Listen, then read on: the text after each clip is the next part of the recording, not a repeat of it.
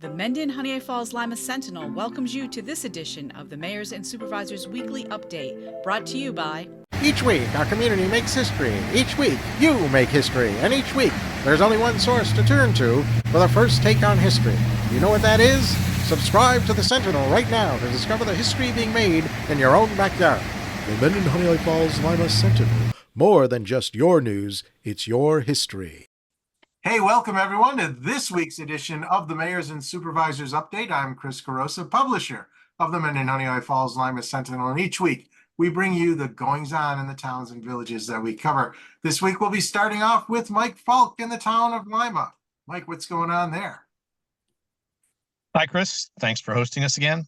Of course, July 4th is upon us, and here in Lima, we're going to be having our traditional fireworks on July 4th at Mark Tubbs Park. If you arrive by 6 o'clock, the food will all be out. The VFW will be serving Zweigel's Hots. There will be a vendor there with small pizzas and somebody else with shaved ice and all sorts of cold drinks. Fireworks begin around 9:30 at night when it's actually dark enough.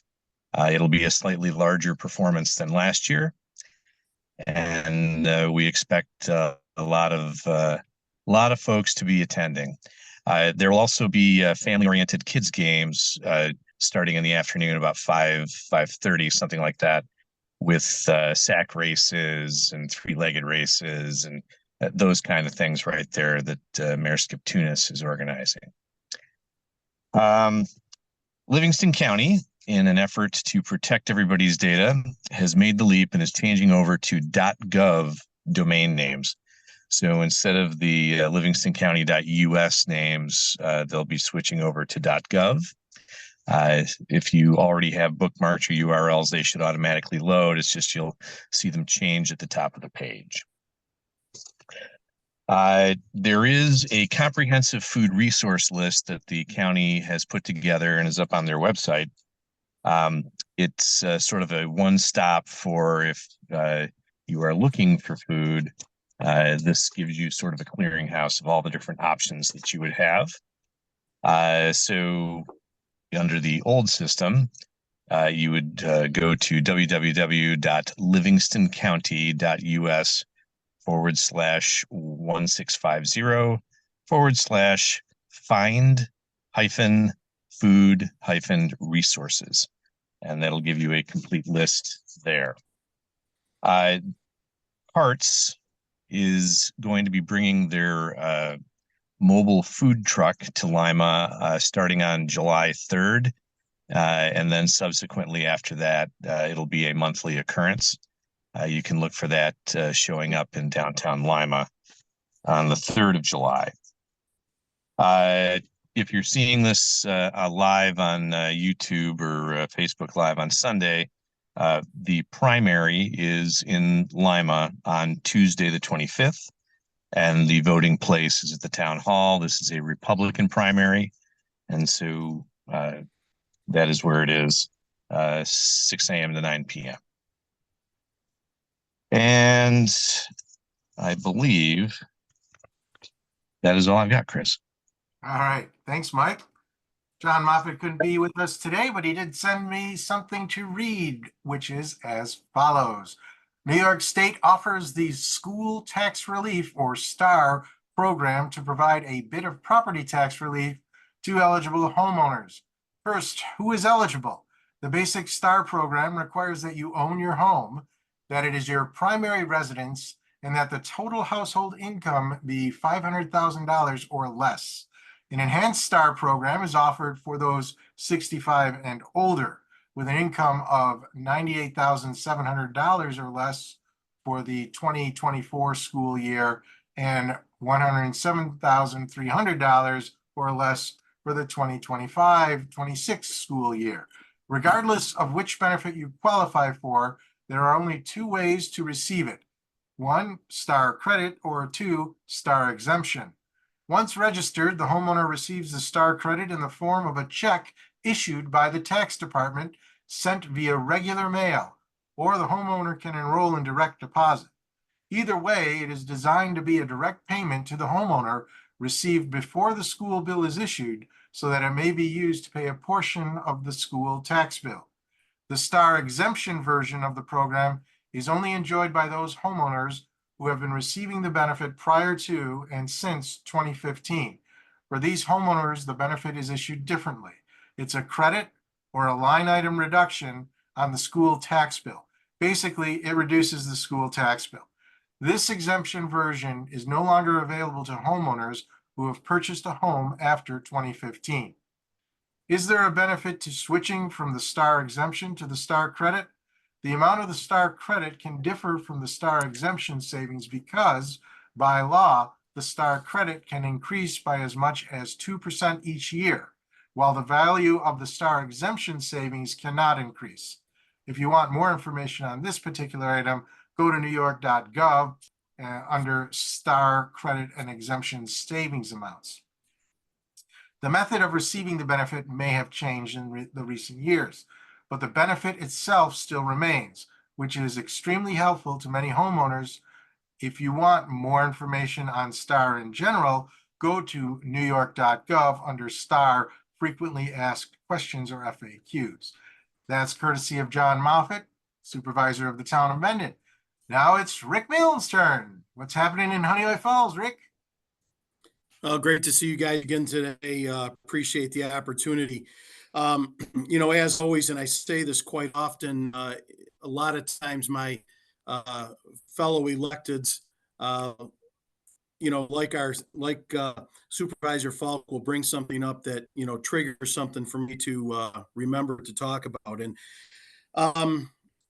one thing that's a real important community group is the Honeoye Falls Food Cupboard.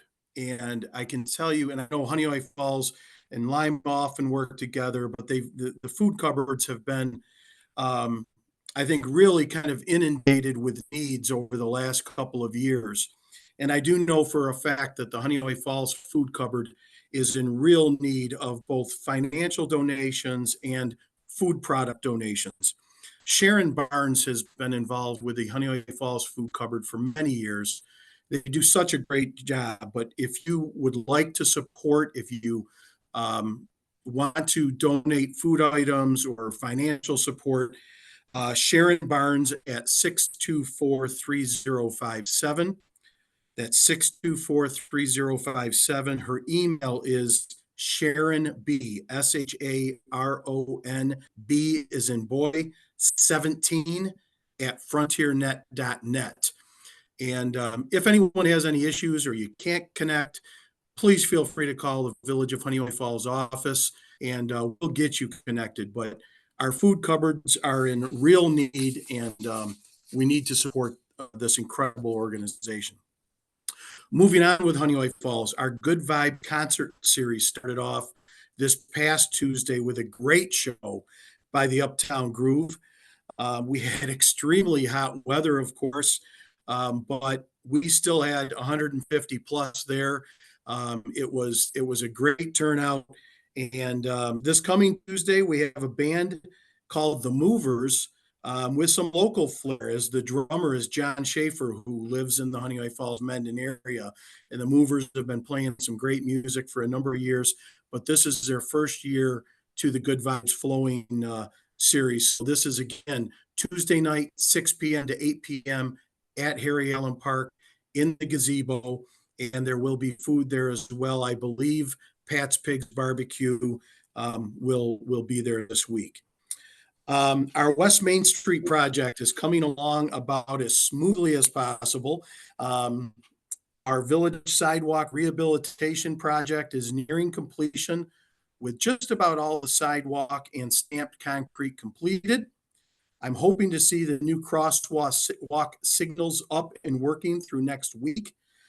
New trees will be planted as soon as possible.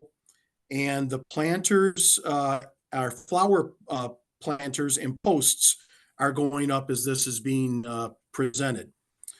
The National Fuel Gas Line Replacement Project is also moving ahead pretty well. Never as fast as I'd like it to, but the piping is almost done. Sidewalks are being reopened. That's in line with their project.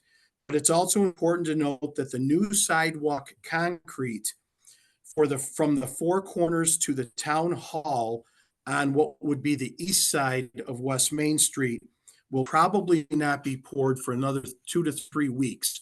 So it's all compacted. It's safe to walk on when it's marked as open, but just be cognizant of that. We're still on schedule for the milling and repaving project of West Main Street from the four corners to the Village Line South. That's still on schedule for about the second week in July. That is a county project that will be done. And then, of course, the bridge work on the East Street Bridge next to the Village Hall is continuing. Most of the jackhammering work on one side of the bridge is complete underneath. The other side still needs to be done. So this project is going to take a little bit of time, and then they have to pour all the new concrete. So that project continues. And I just want to thank again our local businesses for their extreme patience through these projects. We do understand the impact, and we hope that the outcome is going to be worth it in the end. But again, our thanks to our local businesses, especially a couple of those who have opened up this year and are being impacted by these projects. It's never an easy thing to do. The Mendon Public Library summer reading program is underway. Supervisor Moffitt and I always take part, and it's such a fun time. I know this year that along with other community members, the Monroe County Sheriff's Department will also be doing a reading, as will Assembly Member Jen Lunsford and Senator Pam Helming. Again, it's a fun program to participate in and a great library program. The village team is working together to finalize our remaining ARPA dollars and where they are going. While we have not committed 100%, we expect that Harry Allen Park upgrades is going to be the focus. This is a jewel in our community, and we know we need a new gazebo. We want to build a fully inclusive playground. We need updated electric and water. So these are all parts of the discussion, but we're pretty confident that these funds are going to be used in Harry Allen Park, because that park is just used by so many people, so many different organizations throughout the course of the year. And we want to make sure that it maintains its aspect of being, along with the falls, a jewel in the center of the village. And we hope to have that decision made at our July village board meeting. For the county of Monroe, ARPA fund usage is also a topic of discussion. And for the legislature, I, along with a lot of my fellow suburban legislators, would really like to focus on needs for our towns and villages if possible.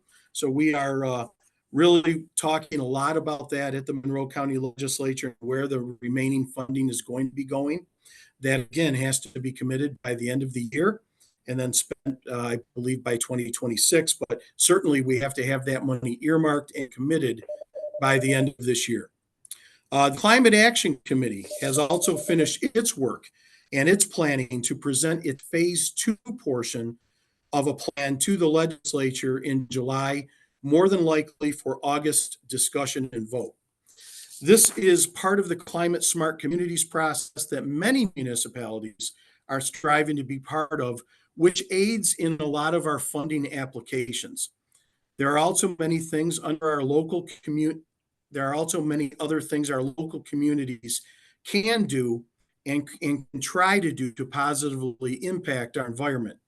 Certainly, there are many regulations being proposed nationally and within the state that, in my opinion, simply don't make sense or are not achievable. But having these plans in place creates something to strive for and help in formulating future plans for development and community enhancements. So we're hoping that plan will have great discussion, and I hope that it will move forward. And that's it for the county ledge for this week. And Chris, again, I appreciate the opportunity to be on. All right. Thanks, John. Or John, right? Thanks, Rick. Oh, what a day today. Mike, you have anything more to add? No. All right. Thank you both for being here. Thank you for watching. Remember, we're on every Sunday at 1 o'clock on our Facebook page and YouTube channel. Like the page, subscribe to the channel, and those platforms will notify you at 1 p.m. when this program airs. Otherwise, you can read about it in the newspaper. That's right. We have the complete transcript every week. That's it for this week. We'll see you all next week. Bye-bye for now. The Mendon-Honeoye Falls-Lima Sentinel welcomes you to this edition of the Mayors and Supervisors Weekly Update, brought to you by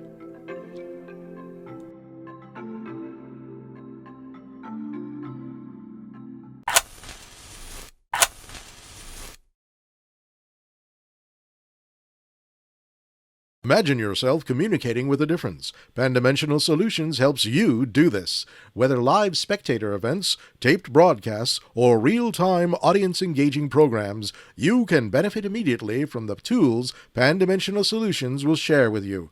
Do you want to make a difference? Contact us at pandimensional.com.